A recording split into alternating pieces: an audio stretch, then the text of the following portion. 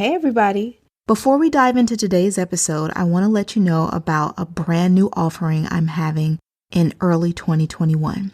As you know, I'm a public speaking coach that specializes in amplifying the voices of women of color.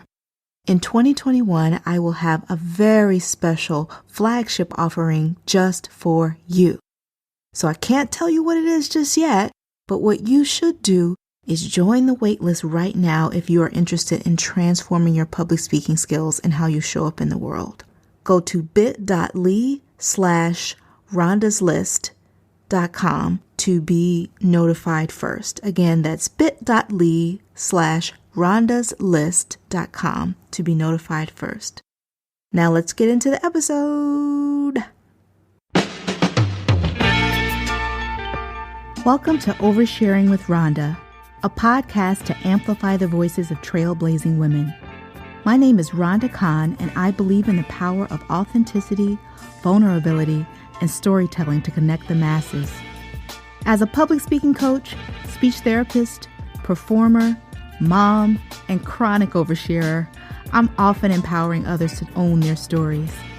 And what I've found is that the most transformative change happens when we share our journeys while being unapologetically ourselves.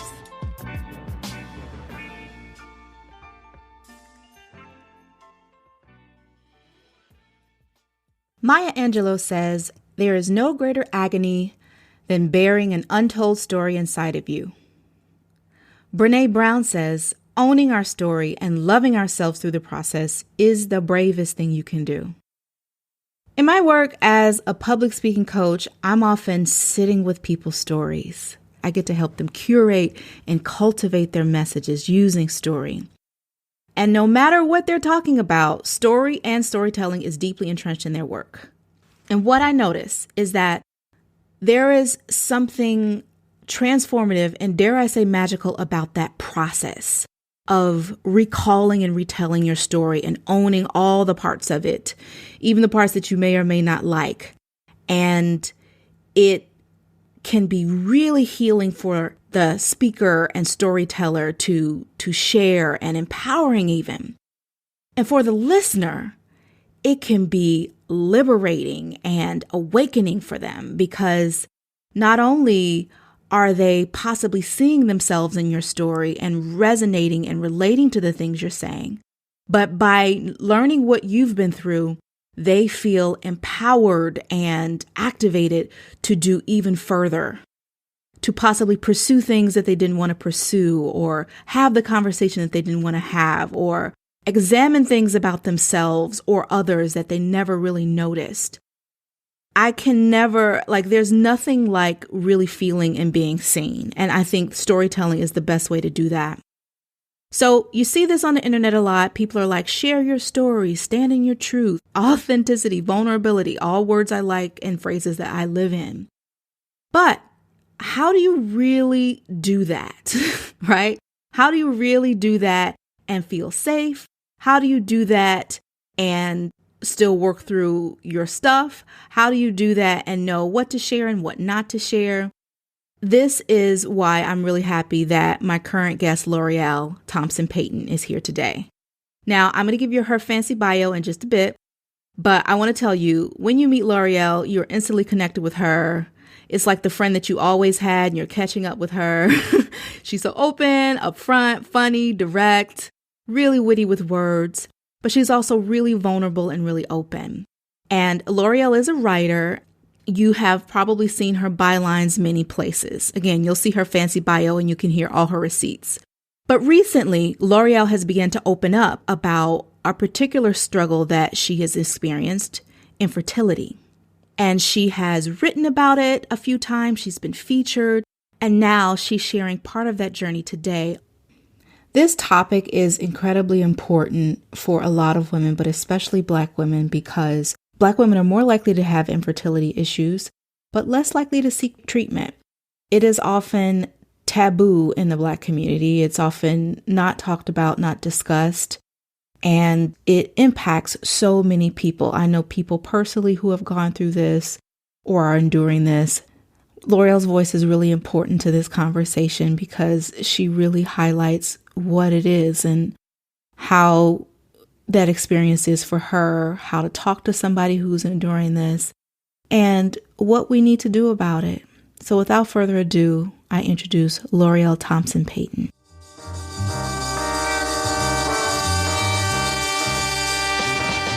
L'Oreal Thompson Payton is a freelance writer, motivational speaker, and yoga teacher in training dedicated to celebrating and uplifting Black women and girls.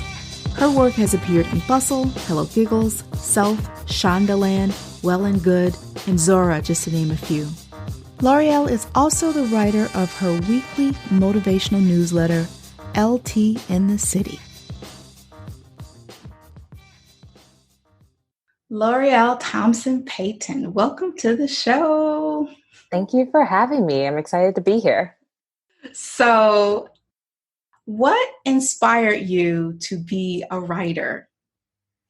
It's so funny because I was just talking about this to a group of teen girls yesterday in a workshop that I was leading, and they asked a similar question, and it's like, when did you know? And it's like, it's kind of, I know it sounds very cliche, but it's like writing chose me. I didn't choose writing. There's a picture of me and my sister. I'm about 3.5 years old and she's maybe 6 months. We're sitting on the sofa and I have one of those spiral bound notebooks on my lap with a pen and clearly writing something like, what do 3-year-olds write about? But like ever since then, I've had a pen in my hand in some way, shape or form. Once I got older, of course, it was a computer.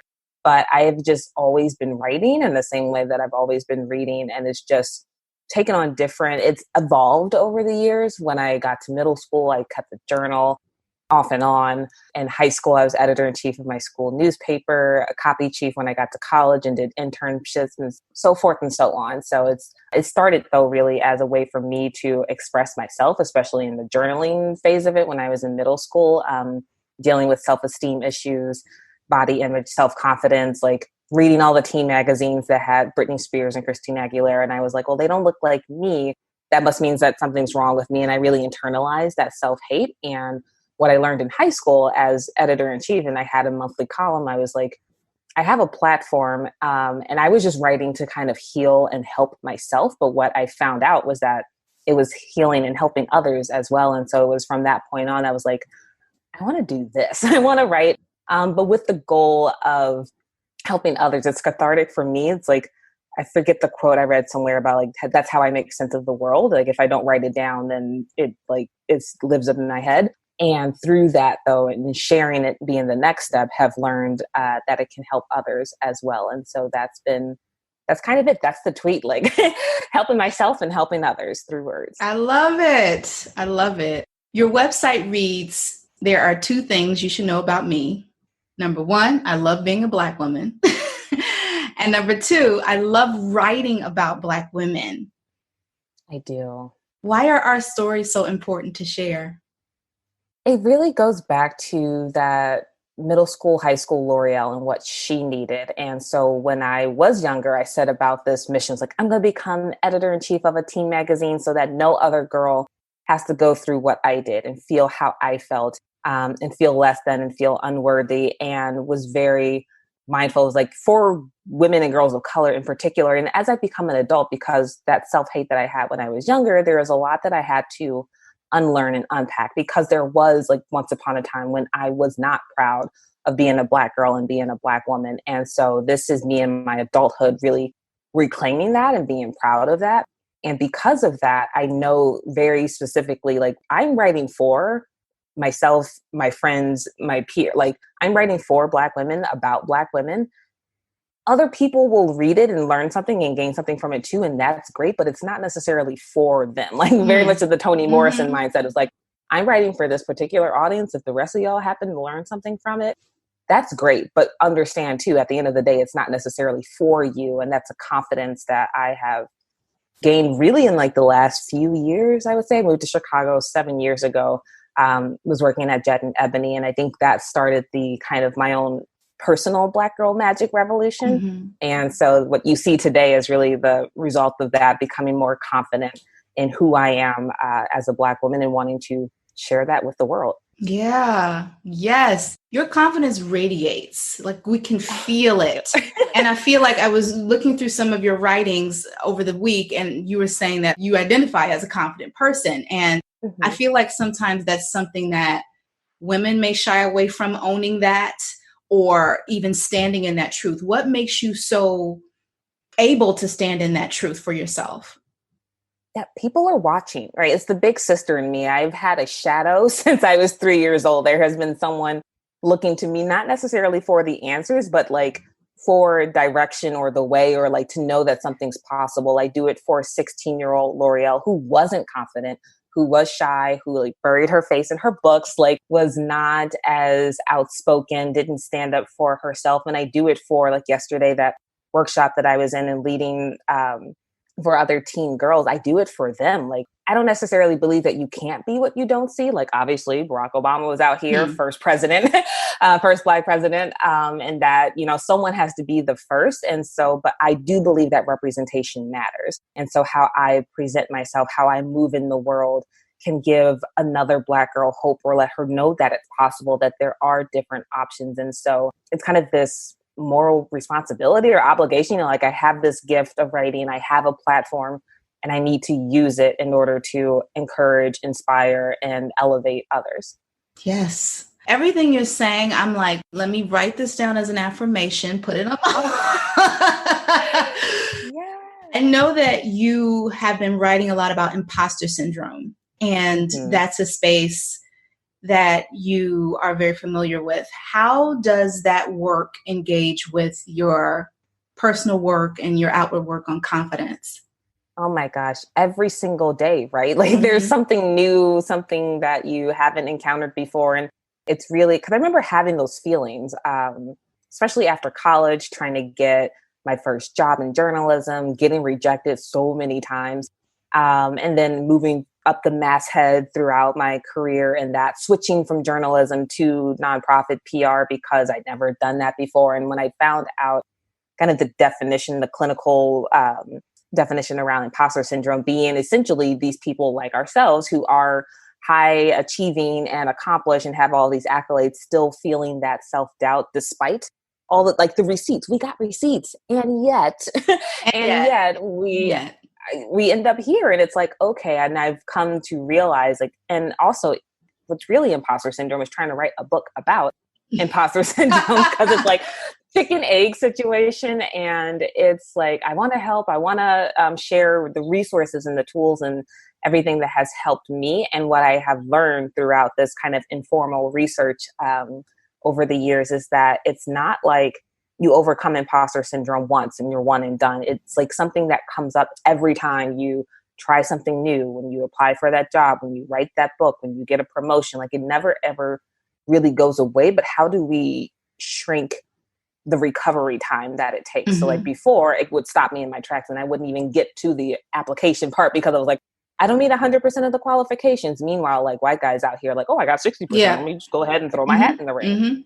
And so there's been baby steps. It's definitely an evolution, and shrinking the recovery time, but it doesn't ever really go away, I feel like.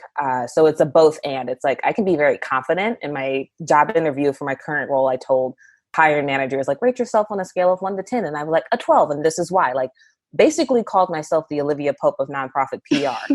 And in the weeks before my start date, I was like, crap, I've never done this before. She's going to find out I'm a fraud. I'm going to get fired before I even have my first day. Like, it can really mess with you.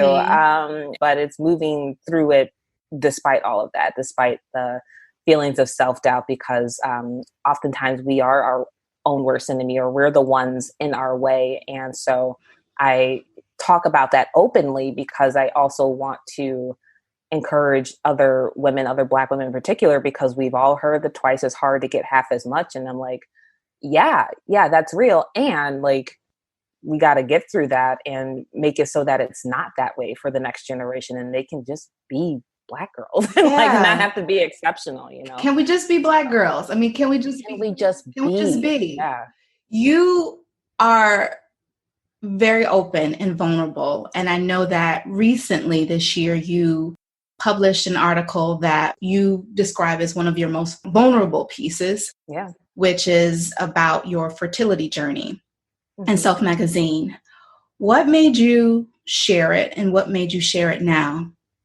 Yeah, it's interesting because I feel like I have built this brand essentially on authenticity and vulnerability and transparency. And it's always been easy because it's always been about me. Like it's only been about like my story, my journey, and my experiences. And so last year, when my husband and I started trying, and at first, like we didn't know why it wasn't happening. And I wrote in Hello Giggles about just like the things that people don't tell you when you're trying to get pregnant, about how that 2 week wait feels like an eternity. The jealousy that you experience when you open up Instagram and everyone and their mom literally is announcing their pregnancy. And so it started with that.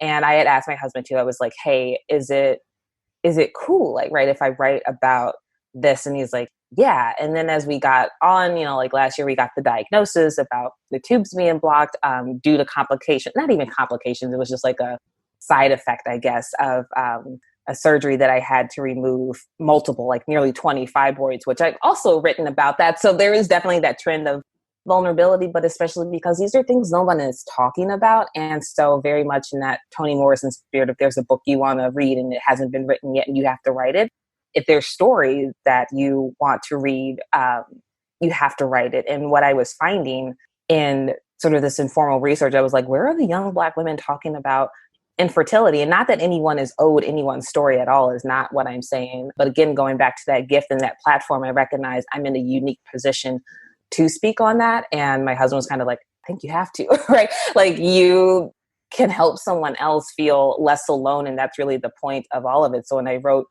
about the infertility, and that was even before we started our IVF cycle, that was this year. And spoiler alert, it didn't work. Like it was unsuccessful. So that's the next part of the story. But in infertility, especially, I think a lot of what I was seeing, was written by white women, like the devotional that I was reading, the support groups that I found, until I came across Fertility for Colored Girls and some other ones were centered around white women. Even when we were in the actual fertility clinic, it was mostly white couples. And so I was like, where are we? Like, where are the Black women, the Black couples? And the stories too that I saw would be like the happily ever after, right? The end result of like, oh, we're pregnant, because it's not like a scarlet letter. Like you don't walk around and know who's dealing with it and who's not. So all you see are the pregnancy announcements, the baby pictures, and everything like that. And I wanted to tell a story about the messy middle because I don't know how this story is going to turn out. Like it's much easier, of course, to wait until you have the happily ever after. And what I wanted to do, with my friends in my community, was bring people in and bring them along the journey with us at every point of the highs and the lows. And I have had such a great response from people. DMs and emails are like, oh my gosh, I'm dealing with this too. Oh my gosh, thank you for talking about the jealousy, because people don't talk, because it's right. It's not a cool emotion or popular to talk about something that we've all experienced at some point in our lives. And so I just want to normalize that conversation, humanize it, and make it so that people know too. And it's not like, oh, it only impacts women who are older, I think is another assumption or a misconception that people have as well. It's like, no, I'm 32 and I'm otherwise healthy. And there's this one thing that isn't working. And yet this is the result of that. And so it's just wanting to share in hopes that it helps someone else feel less alone. Because it is very personal and emotional. As women, especially, you can feel broken, right? Because that's like your body's not doing the thing that it's like supposed to do. So there's all kinds of feelings associated with that. And I just want to offer some hope and encouragement and just like community around that, and helping people feel like, okay, well, this sucks. Like the card that we've been dealt is not a great one. I wouldn't wish it on anyone. And, we're going to get through it, and that we're in this together, like as a community. So, yes, your voice is so important. And I love that what your husband reminded you of is you. Like you are the voice. You have to be the voice. I read that Black women are twice as likely to suffer from infertility, which I did not know, but we only seek help about half as much, and we are less likely to speak about it. How come we don't want to talk about it? Because there's so much shame and stigma, right? Like we're Black women. We're supposed to be like ultra fertile, right? And baby making machines. exactly, like just cranking them out. And there's, even when I went started going to therapy, I found that as well with my family. It was like, but you know, you have a great family and a great husband and friends and everything. It's like, yes. And I also want to go to therapy because, right, it's like a give it up to God and go to church. It's like, listen, I can go to church on Sunday and I'm going to therapy on Monday. That you Yes. can do both. And so similarly, it's like, well, you know, just keep praying and don't, you know, all the things that people say to people about trying to get pregnant that you really shouldn't say to people who are trying to get pregnant. It's like, just relax. Don't tell me to relax. Just pray about it. What do you think I'm doing? Like, and also I'm like, well, God made doctors. Like, there's science available to us. And so, but there's, I think, a multitude of reasons that people don't seek out the help, the stigma, the shame. What is my family going to think? It's not something that Black people do, is also something I've heard. It's expensive. Like, I'm grateful and lucky and fortunate that my insurance is really good. And so we can pursue this without a like huge hit to our finances, but like it ain't cheap. I mean, it's the creator of Broken Brown Egg is another support group for women experiencing infertility, Black and brown women in particular. And I remember the creator posted a few weeks ago about people just out here having free babies. And I was like, yo, that's exactly what it is. Cause like, you don't have to pay for treatment. You don't have to pay for medication. Like, we're still trying to have our first, and there's people out here on their second, third, fourth free baby. And I was like, that's it. That's the tweet. Like, free babies. Just There are about 175 tweets that I have extracted from this one conversation. But free babies, that is eye-opening. So you were speaking about some of the things that people should not say. Yeah. What are some ways that people can support their friends and the people they know who are dealing with fertility issues? Yeah, I mean, the greatest support I've found from my friends, and even last night I was talking to one of my college roommates, and just being able to vent, right? And having a safe space where I can talk openly about, because right now, I mean, I work at an education nonprofit. It's mostly women.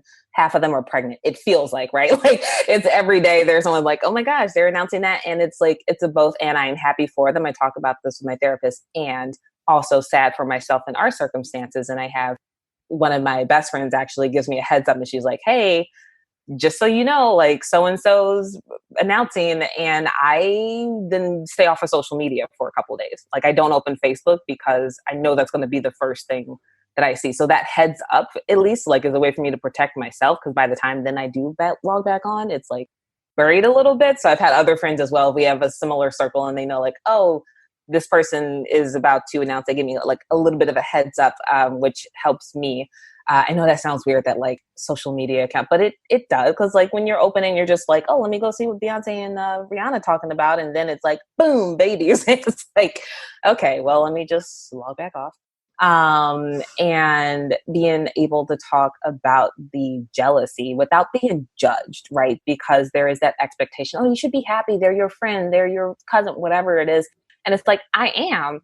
And I'm also this way. Like, I'm jealous, I'm angry, I'm frustrated, I'm sad. Like, all of these emotions, and those are valid. And I think the thing about having to pretend to be okay is really hurtful, and it can be harmful because you're not being your full self and that full expression. So having space where you can have conversations with friends about like, this is what I'm going through, and then not trying to judge or fix you or like offer the solution. So listening, the day too, I remember we got the result of the pregnancy test, and I had friends that sent me ice cream for either outcome. They were just like, and my sister-in-law sent cupcakes. Like, food is my love language. So Same. For that, it was like, cause if it gone, you know, the way we wanted to, it'd been like, oh yeah, we're celebrating. And it turned out that it didn't. And it's like, okay, well now I have these treats that I enjoy, and I can like cuddle up with a pint of Jenny's, and it's great. So, yeah. And I think it's just asking, cause I had friends who were like, well, what can we do? And I will tell you, it's like, just listen or send cupcakes. Like, you have to be willing and able to ask for the help and the support that you need as well, and not assume that people know. Like, no one's a mind reader. So just having the conversation, and it requires vulnerability for sure. But yeah, if you don't feel comfortable, you know, talking to them about that, so like maybe a question like, okay, is that a level? There's different levels of friends, right? So maybe they're just not in that close circle, and they don't need to know all your business. But ask for help. Yeah, there's nothing wrong with it. Yes. It seems like you have created an incredible support system. You know what you need and you know how to ask. And I think you saying this is going to empower so many people to do the same because let's be honest, as women, as Black women, asking for help, that can be a bit of a challenge for us, or saying, I'm hurting, I need this, or even speaking it out loud. And so thanks for sharing that because it's going to empower a lot of people to do the same. Yeah. So how do you stay encouraged? I was going to ask how you take care of yourself, but you told me. How do you stay encouraged? Oh, that's a really great question. I think I rely a lot on my faith. Like in this season, especially, there have been God and I have had it out. And I remain optimistic that okay, it's going to happen someday and somehow, and I just don't know how. And for the type A in me, that needs to control everything, this has been a lesson in letting go and being patient and trusting God and the universe. My husband actually encouraged it. He's the positive one. So in those days when I'm like, everything is crap and it's never going to happen, and get very, he's like, it will, I know it is. So shout out to him. Shout out. And shout out to the husbands who hold it down, So I can be a little bit much. I was going to say sometimes, but really all the times.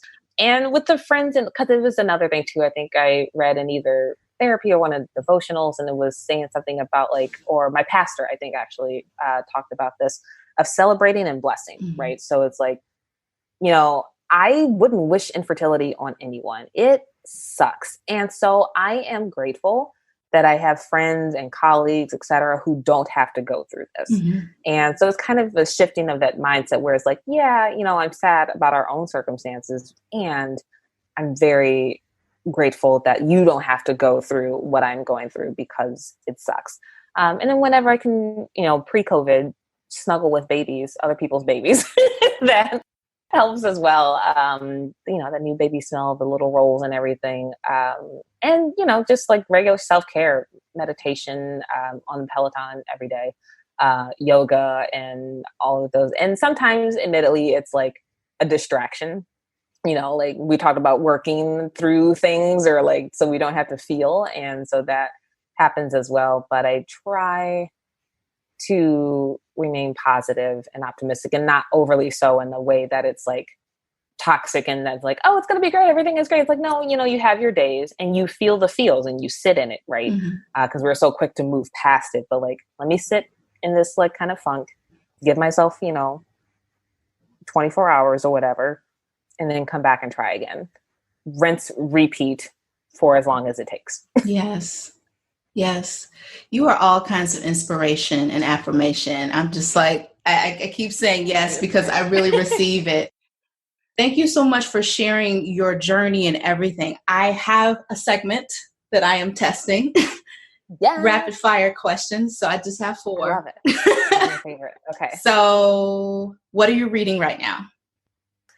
I just finished Red, White, and Royal Blue, and I'm starting the Royal We. So I'm very much in a romance novel situation. Since COVID, I'm I don't have the brain space to read heavy things. So very much in the romance YA situation. Favorite Beyonce album? That's a hard one. And so I'm going to cheat and I'm going to say Homecoming because it encompasses all of them. That is a cheat, but I'll allow it. Thank you. Or 4. 4 is my before Homecoming. 4 has a very special place in my heart, but it's all of them. It's being asked to choose your favorite kid. I imagine maybe I don't know. Yeah. Favorite Hamilton song? Oh, Satisfied. It makes me cry. Me too. Every time without fail. I just picture someday my sister's maid of honor speech. So that's one side of it. Also, I am someone who very much is not set. It's layers to it. And then just Renee Goldsberry doing what had to be done on that song. What had to be done? I stand. We have no choice. I'm waiting for Hamilton karaoke because that's my time. That's I have the performance ready. I am ready to go. Yes. Okay, last one. Your personal theme song. Ooh. I feel a toss up between Diva and Formation because those are my go-to hype up songs when I'm getting ready for speaking engagement or interview and stuff. So But between the two, I don't know if I can choose one. Favorite one today? We'll go with formation as my final answer. Both good choices. Both good choices. Yes. L'Oreal, this has been a blast. I am so happy that you have been here. Thank you for sharing everything and being such an awesome guest. Thank you for having me. This is, I think, the first podcast that I've talked about the infertility. So thank you for creating space for that conversation. And yeah, if anyone needs to vent or talk about it as well, my DMs are open. So yeah, happy to have it. Where can we keep in touch with you? Yeah, my website's ltinthecity.com. I have a weekly newsletter, so be sure to subscribe. And then Instagram and Twitter at LTInTheCity.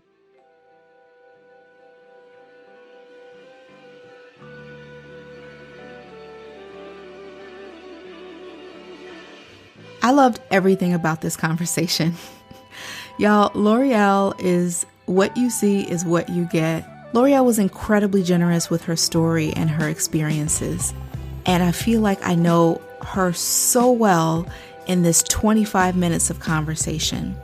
When I was talking in the beginning about authenticity and what to share and how to share, here's what you need to take away from L'Oreal's conversation. So L'Oreal does her work. She goes to therapy, she obviously writes, and she works through, she has a support system, and she knows why she's sharing what she's sharing. She realizes that it's for a greater purpose and for other people who come behind her. And I think that's one of the hallmarks when you're deciding how to share and what to talk about as far as how to be vulnerable. But you want to make sure that you're doing your own work, right? You want to make sure that it's safe. When I reached out to L'Oreal to talk about this, and by the way, I would have talked to L'Oreal about anything because she's a ball of fun and I know she has a lot to offer. But I specifically wanted to talk about infertility because I know it's a taboo topic and I know it's something that we don't discuss often and we need to. But I wanted to check in with her to make sure it was okay to talk about. Like, yeah, she's written about it, but that doesn't mean she wants to talk about it in a podcast. So when I asked her, I was like, hey, if this is not safe or you don't feel like you're ready to talk about this in a podcast, we don't have to. We can just talk. We can have a whole episode about Beyonce and I will live for that. By the way, is that what we're doing, everybody? Are we having a Beyonce episode? Is that happening? So anyway. But she gladly agreed and was really open and straightforward about every single point. But it takes a bit to get there, right? And you listen. She said, like, I go to therapy. I work through this. I am spiritual. I prayed about this. I have a support system.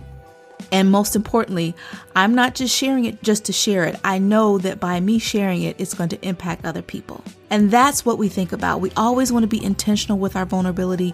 And most importantly, we want to take care of ourselves. I hope you learned much more about L'Oreal, much more about imposter syndrome, and of course, infertility. If there's somebody in your life that has gone through that, or if it's you, I want you to know that you are not alone. Please follow L'Oreal at LTInTheCity. And for those of you who are not quite sure how to talk and respond about this, I hope that L'Oreal has given you some great insight. Thank you everybody for listening, and I'll see you next time. Bye. Okay, that was extra.